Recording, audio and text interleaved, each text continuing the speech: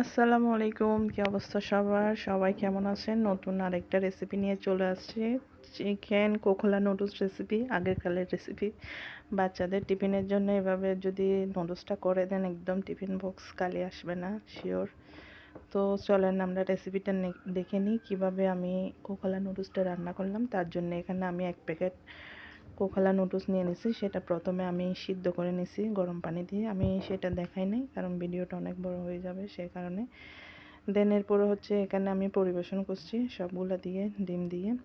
তো এখন আমি কি করব, নুডলসটা রান্না করে নেব। চলেন তাইলে দেখে নিই। এখানে আমি পরিমাণ মতো তেল দিয়ে দিছি। দেন এরপরে হচ্ছে আমি পেঁয়াজ কুচি দিয়ে দিছি 2টা। এরপরে হচ্ছে চিকেন দিয়ে দিছি প্রায় 3 টুকরা মতো। এরপরে অল্প করে গাজর দিয়ে দিছি।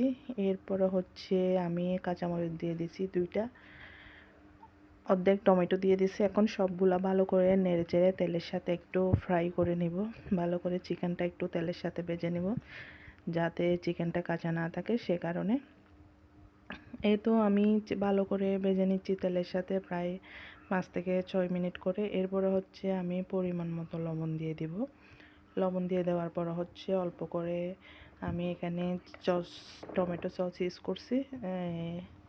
আপনারা চাইলে এখানে চিলি সসটাও দিতে পারবেন। আমি টমেটো সসটা দিয়ে দিছি। দেন এরপরে হচ্ছে এটা আমি ঘরোয়াভাবে রান্না করতেছি। দেন এরপরে হচ্ছে এখানে অল্প মশলা দিয়ে দিছি, অল্প করে জিরা দিয়ে দিছি, কারণ এটা আমি ঘরোয়াভাবে রান্না করতেছি। কারণ নুডলসের প্যাকেটে কোনো মশলা ছিল না, সে কারণে। এরপর অল্প করে হলুদ দিয়ে দিছি। দিয়ে দেওয়ার পর হচ্ছে সবগুলো এখন সামান্য পরিমাণ পানি দিয়ে আমি একটু সিদ্ধ করে নেব, কারণ সিদ্ধ না করলে চিকেনটা কাঁচা থেকে যাবে, গাজরটাও সিদ্ধ হবে না, সে কারণে আমি এটা ভালো করে 10 থেকে 15 মিনিট ঢাকনা দিয়ে সিদ্ধ করে নেব। আপনারা চাইলে পানিটা স্কিপ করতে পারেন, এটা আমি দিছি চিকেনটা সিদ্ধ হওয়ার জন্য। এই তো যখন একটু সিদ্ধ হয়ে গেছে, এরপরে আমি সিদ্ধ করা নুডলসটা দিয়ে দেব। দিয়ে দেওয়ার পরে এটা ভালো করে মিক্স করে নেব।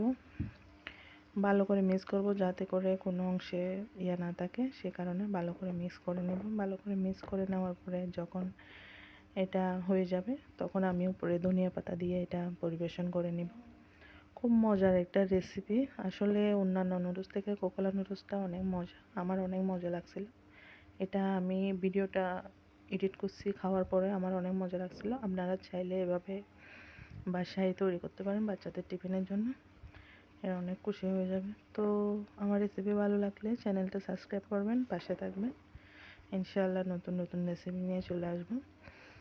তো সবাই ভালো থাকবেন, সুস্থ থাকবেন। আবার দেখা হবে নতুন ভিডিওতে ইনশাআল্লাহ। আসসালামু আলাইকুম।